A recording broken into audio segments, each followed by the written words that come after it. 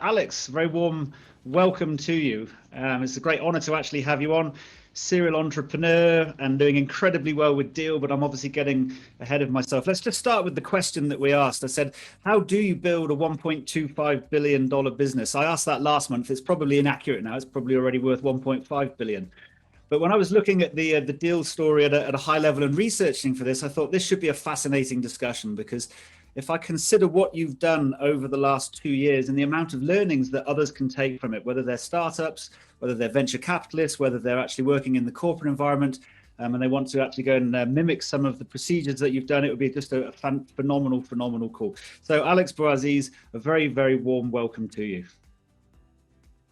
Thank you so much for having me. I'm really excited to be here with you today. And well, it's easy to look back now and say, oh yeah, we did this right and this right. But I think there was a lot of learnings. I think I could talk for hours about this. So if you want, we can dive into very specifics. But we're only at the very beginning of the company. What we've been very lucky with is we analyzed and we saw a problem that we felt very close to, right?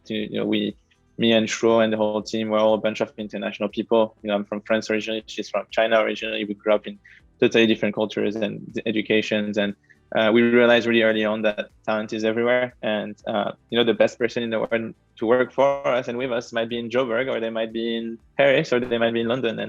And we wanted to make it really easy for people to work together. So I think, the way we look at it is we had very, very strong opinions about how we think the world will develop and how do we think the world of work will change. And then we just put a lot of grit, sweat, and tears into building something to the scale that it is today. And you combine all of that with a little bit of luck. That's how you build a company like Deal.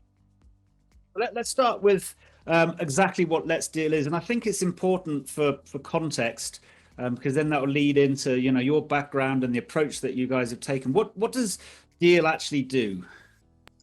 Yeah, on principle, Deal is a pretty simple company, right?